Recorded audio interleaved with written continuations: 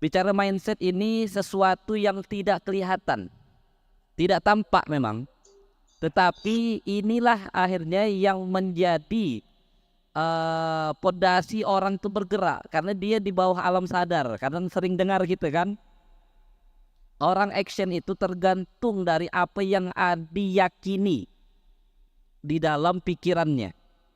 Nah, kita pernah belajar ada 60.000 kata-kata yang berputar setiap hari di kepala kita. Bayangkan, ada dari 60.000 kata-kata itulah keputusan-keputusan yang kita buat. Nah, itulah jadi kondisi kita sekarang ini hasil keputusan kita yang lalu. Nah, maka teman-teman jangan anggap remeh memang nih. Pelan-pelan. Kemarin saya pernah menyampaikan lagi. Jadi yang membuat orang akhirnya bisa berbeda di antara yang lain tuh karena ini pola pikirnya. Nah, perbaiki mindsetnya, berubah nasibnya. Nah, tentunya ini menjadi salah satu faktornya ada tetap sunatullah. Jadi kalau teman-teman, masa kita ditentukan, Bang, bukankah Allah semua yang ngatur kita? Betul, sudah ada takdir segala macam. Tetapi sunatullahnya, ikhtiarnya tetap harus dilakukan oleh manusia. Kan surah Ar-Ra'd ayat 11, ya, Allah tidak akan mengubah nasib suatu kaum kalau tidak dirubah oleh dirinya sendiri. Nah, ini mindsetnya teman-teman. Nah, maka yang pertama harus kita perbaiki adalah mindsetnya. Baru perbaiki strateginya. Kalau kita buat strategi bagus-bagus pun, pola pikirnya tidak benar, maka strategi itu tidak maksimal dijalankan.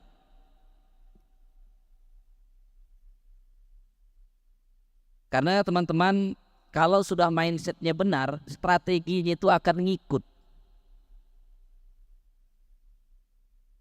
Mental orang sukses itu tidak jatuh saat diremehkan, ya. Percaya kepada kemampuan diri dan yakin akan meraih sukses. Maka kalau kita lihat di pondok ini, dari 7 culture itu yang pertama adalah percaya. Percaya ini yakin, kawan-kawan. Tentunya yang pertama, percaya kepada siapa? Percaya kepada Allah, yakin kepada Allah. Nah, maka ini modul-modul yang ke depan tidak akan canggih-canggih. Kita akan mengulang lagi belajar tentang rukun iman. Harapannya ketika teman-teman SPA, santri ngelotok nanti materi tentang itu, bisa mengajarkan kepada para donatur, kepada orang-orang baik yang membersamai kita. Karena teman-teman, menurut kita tuh materi yang remeh-temeh, tetapi bagi orang-orang yang tier 4, tier 3, maksudnya yang baru belajar Islam, itu adalah ilmu yang luar biasa. Nah, ya, kalau tak percaya, coba teman-teman bikin tes gitu ya, sosial eksperimen. Tanya orang tentang rukun iman. Bisa jadi banyak yang tidak tahu. Urutannya apalagi, tidak berurutan pun biasa ada yang tak hafal, kawan-kawan. Nah, ya, silakan nanti dibuat kalau tak percaya. Maka hal-hal yang basic lagi terus kita buat, akan kita ajarkan. Jadi mindset ini yang penting. Mindset ini namanya pola pikir ya kawan-kawannya. Mindset itu pola berpikir. Nah, mindset yang pertama yang harus ada pada diri kita, jika ingin menjadi yang terbaik, jangan berpikir dan bertindak seperti mayoritas orang. Nah, nih, kemarin kita dapat sebuah pembelajaran ya. Kita ada acara setiap Ahad itu ya, namanya Ahad Bahagia. Nah, biasa yang lain pada bertanya. Kemarin alhamdulillah ada Ustadz Azmi, Bang Azmi. Saya mau berbeda, Ustadz. Kalau orang bertanya, saya mau jawab pertanyaan. Nah, ya, itu sedang mempraktekkan mindset ini. Kadang kita tak pede untuk menjadi yang berbeda, karena dianggap norak lah, tidak ngikuti tren lah gitu ya.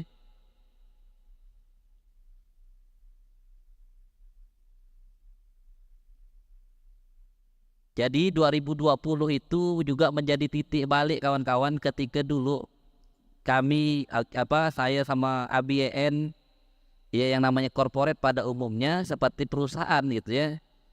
Ketika dapat insight merubah culture dari perusahaan menjadi pondok, itu sesuatu yang baru. Tetapi siapa nyangka tindakan yang berbeda atau keputusan yang berbeda kita ambil di 2020, sekarang baru terasa. Bahkan sekarang pelan-pelan menjadi tren yang baru. Orang pada berbondong-bondong untuk merubah bagaimana ayat perusahaannya berubah menjadi spiritual company. Ya, tak mudah memang. Bayangkan perusahaan yang biasanya tidak ada aturan ditambah aturan baru. Kita mulai dari pekan depan, kata ABN waktu itu, ada kajian ba'da subuh.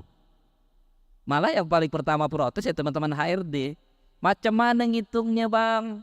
Kan kita masuk kerja jam 8 bang, ini disuruh masuk jam 5. Bayangkan lah tuh. Nanti tanya Kak Despi. Kak Despi dulu paling protes juga ke saya. Macam mana bang? Ya gitu. Kita adakan one day one juz, baca Quran 1 hari 1 juz. Nah itu cukup menantang kawan-kawan, sesuatu yang baru. Nah tetapi itu pelan-pelan sekarang menjadi salah satu kekuatan yang kita narasikan karena kita sudah praktek duluan kawan-kawan. Maka jangan takut untuk berbeda selama itu benar. Kalau berbeda salah, itu tidak boleh. Nah, nanti malah melenceng dia.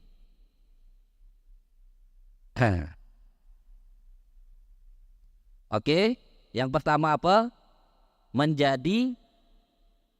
Pertama ingin menjadi yang terbaik. Yang kedua, berbeda. Jangan berpikir dengan kebanyakan orang. Nah, kemudian yang kedua, tak terasa dah mau jam 6. Yang kedua, tanamkan dalam bawah sadar kita, semua hal bisa dipelajari dan ditraining. Kalau sebagai leader berpikirnya, semua bisa ditraining kok. Nah kalau kita juga jangan punya mental block. Mental block tuh kalah sebelum bertarung. Mau maju ke depan tuh banyak yang dipikirkan, padahal maju ya. Gitu. Gitu. Cun. Bahasa Sambasnya tuh cun. Cun itu apa ya? Don. Demam panggung. Kita suka memikirkan sesuatu yang belum tentu juga terjadi kan? Kalau gini nanti gimana. Padahal jalan ya. Ya. Insya Allah semua hal bisa dipelajari. Banyak di pondok ini yang kita awal-awalnya tidak tahu keilmuannya. Action aja dulu, Allah yang datangkan orang yang mempelajarinya, orang yang datangkan orangnya. Nggak ke dulu buat kutab tuh sama Ustadz Aldo. Baru sebelum buat kutab, tolong cari referensinya Ustadz. Nggak tahu juga Ustadz Aldo tuh. Sampai akhirnya kita dikirimkan orang yang pernah mengabdi di kutab Al-Fatih sekian tahun, Ustadz Aziz kan. Nggak ada tahu kita. Itu skenarionya.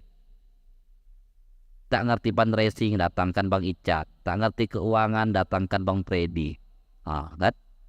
Semuanya pelan-pelan. Mau ngurus kampus, datangkan Ustadz Bang Heri. S2 dah. Alhamdulillah pelan-pelan. Belum ada yang ahli tahsin, didatangkan Ustadz Andri.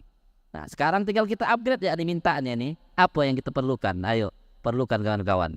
Jangan takut untuk nyampaikan, untuk mimpi. Datang nanti dia insya Allah. Ya seperti itu. Kemarin ABN ngasih kabar ke saya, insya Allah tanggal 15-17 ini banyak tokoh-tokoh penting akan datang. Salah satunya ada Elang Gumilang. Elang Gumilang ini inspirator saya kawan-kawan di 2010 dulu. Waktu dia lagi naik-naiknya bikin properti itu loh. Bikin properti untuk orang-orang yang susah tuh. Ngapa sangka tak pernah diingat-ingat 10 tahun. Udah jadwalkan akan datang juga ke Ismu Yahya ya. Semoga nanti kita bisa belajar dengan orang-orang yang luar biasa itu. Ah? Oh ya, jangan kita sebut-sebut, takut ada gumilangnya ya. Nah ya, oke. Yang ketiga, ini mindset nih. Ini mindset yang coba saya paparkan kawan-kawan. Nah, uang itu bagus buat saya. Ini saya rangkum dari buku Scale Up. Buku Scale Up. Jadi kebetulan kita waktu itu lagi semangat-semangatnya mau naik level teman-teman. Baca buku Scale Up. Bukunya buku kitab kuning nih ya. Kitab kuning nih. Nah, nih dari Santara. Ini dulu cukup banyak merubah mindset saya ketika berpikir, oh, apa sih yang harus dilakukan ketika dulu mau bertumbuh baik di perusahaan maupun di yayasan. Nah, ternyata mindset kawan-kawan yang diperbaiki. Termasuk mindset ini. Uang itu bagus buat saya. Begitu juga kesuksesan. Ada enggak yang bilang kalau banyak uang itu bahaya. Nanti punya uang itu bisa berpoya-poya. Punya uang itu, nah itu kan itu mindset yang kurang tepat yang harus kita rubah. Yang negatif-negatif kita rubah jadi positif. Kalau saya punya uang, saya akan bangun masjid. Kalau saya punya uang, saya akan banyak sedekah. Sama enggak dengan yang sebelumnya tadi? Ya, beda kan? Saking ada yang traumanya. Jangan banyak-banyak uang bang, nanti begini lagi. Tuh suka anu tuh. Jadi ada peribahasa orang di kampung saya, nggak tahu di kampung yang lain. Inilah orang Melayu nih kata deh. Baru banyak duit sedikit dapat bini lagi. Udah kan Mas Rul? Pernah kan? Mudah-mudahan ini mindset yang harus kita perbaiki ya. Ini sering kita dengar ya. Sering kita dengar. Walaupun ini gurauan sebenarnya. Ini gurauan. Tapi untuk mengatakan ini sesuatu yang harus kita luruskan. Begitu kawan-kawan. Tidak maksud untuk menyinggung.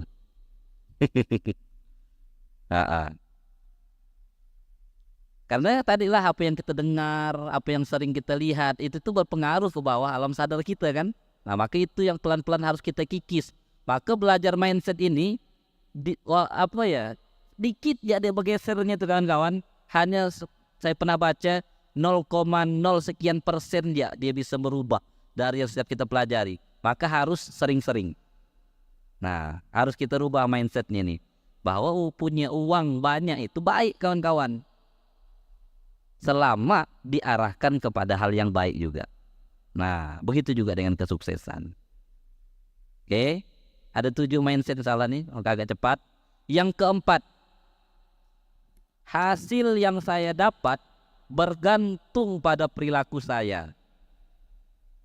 Nih, maka penting kawan-kawan untuk terus belajar tentang ilmu sosial masyarakat, tentang etika, bagaimana bersikap, ya, karena perilaku ini kawan-kawan mempengaruhi seperti apa kita di mata orang lain.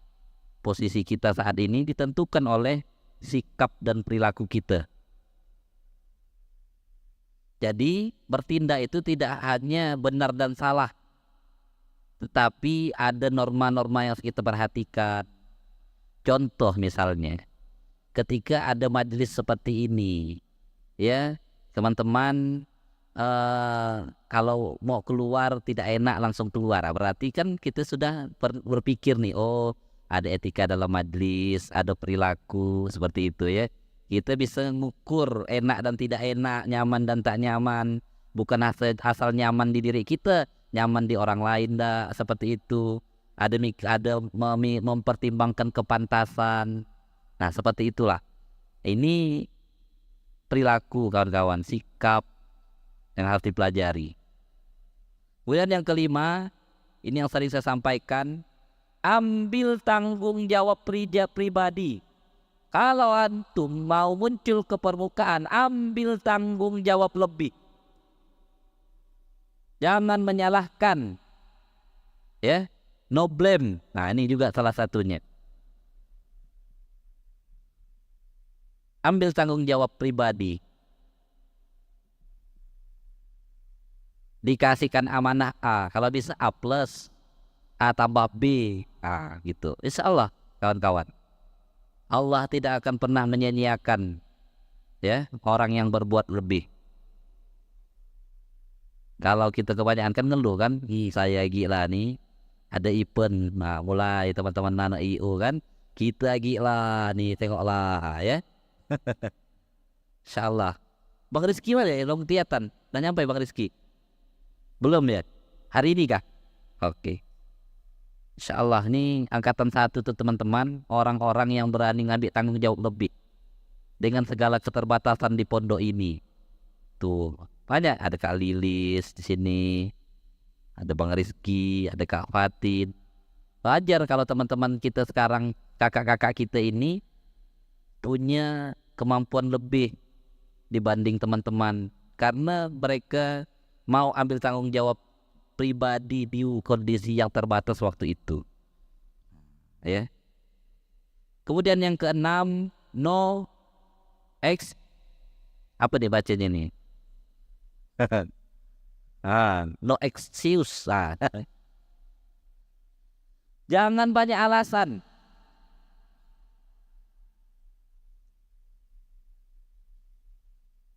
Karena yang paling mudah itu beralasan. Yang mudah tuh menyalahkan orang lain tuh tadi kan, menyalahkan orang lain, beralasan, banyak alasannya, A, B, C. Kalau tak bisa, yang paling nyaman itu kan punya alasan kan. Ngapa tak ada selesai? Itulah bang, banyak kerjaan saya nih bang, begitu.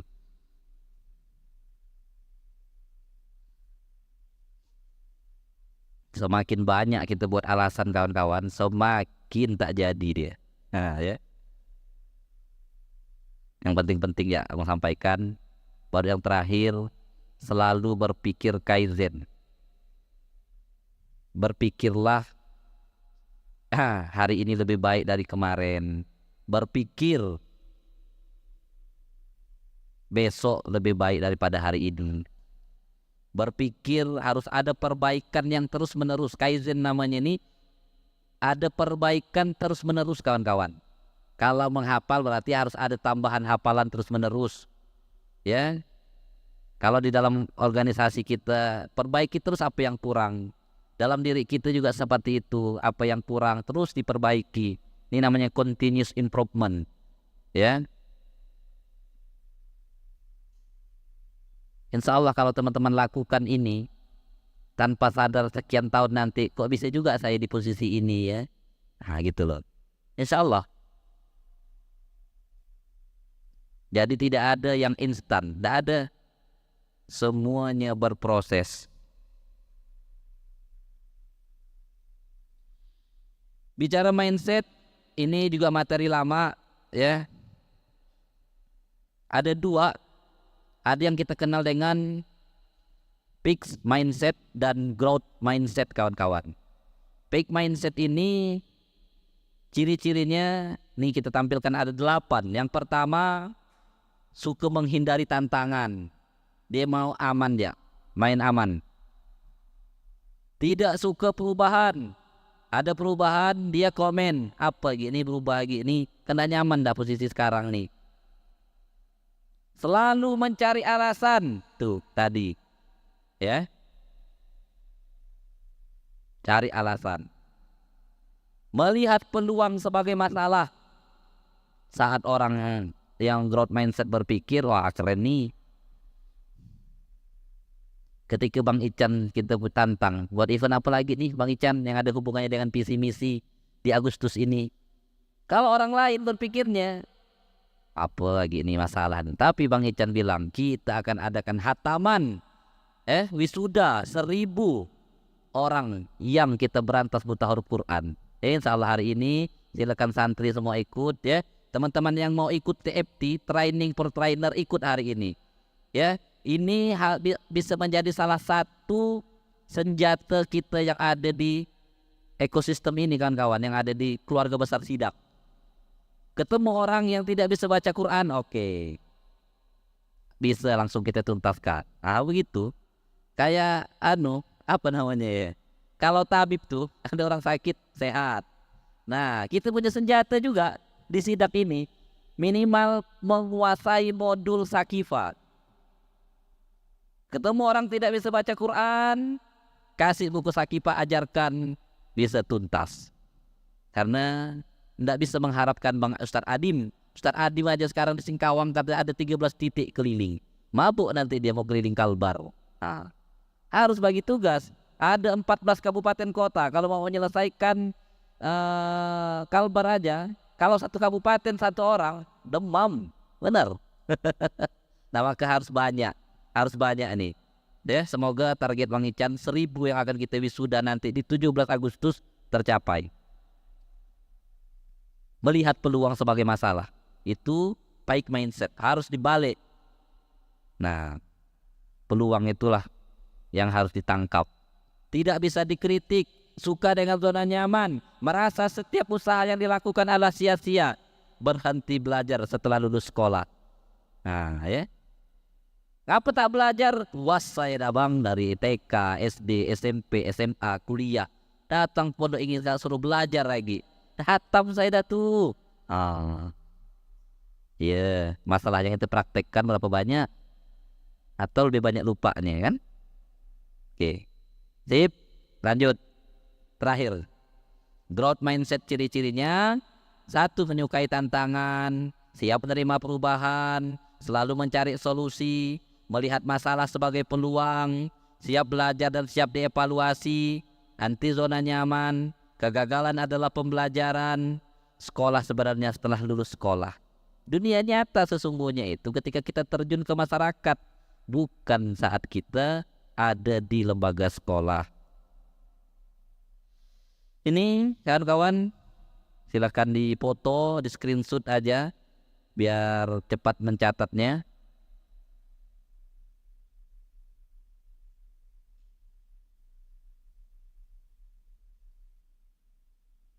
Sadarilah bahwa untuk mendapatkan hasil yang baru, teman-teman harus mempelajari hal baru, menemukan cara baru, bukan cara batu ya, menambah skill baru, dan seterusnya. Belajar ilmu baru, belajar skill baru, berpotensi mendapatkan rezeki baru. Ya insyaallah.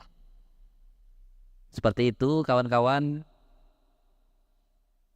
Semoga kita terus bersemangat untuk menambah ilmu-ilmu baru ya. Tentunya praktek jauh harus lebih penting daripada menambah ilmu. Nah maka harus berimbang, praktek kita harus lebih banyak memang, karena kita ini levelnya bukan lagi pembelajar atau pelajar seperti anak-anak SD, SMP, dan SMA. Nah, bagaimana salah satu cara supaya belajar semangat bang? Pelajarilah sesuai dengan apa yang kita butuhkan. Ya, itu kemarin pesannya. Bagaimana semangat baca buku bang? Carilah buku sesuai dengan apa tantangan yang kawan-kawan hadapi, atau sesuatu yang teman-teman pengen capai. Insya Allah itu menjadi semangat. Demikian kawan-kawan, jam 6:10 sudah tanpa terasa. Semoga kita bisa memperbaiki mindset kita, sehingga ini menjadi modal terus untuk kita bertumbuh. Saya doakan yang punya impian, yang punya hajat, Allah mudahkan impian dan hajatnya, Allah kabulkan segala cita-citanya. Amin ya rabbal alamin. Demikian, yang baik-baik datang dari Allah, yang kurang baik datang dari pribadi. Kita akhiri dengan wabillahi taufiq wal hidayah. Wassalamualaikum warahmatullahi wabarakatuh.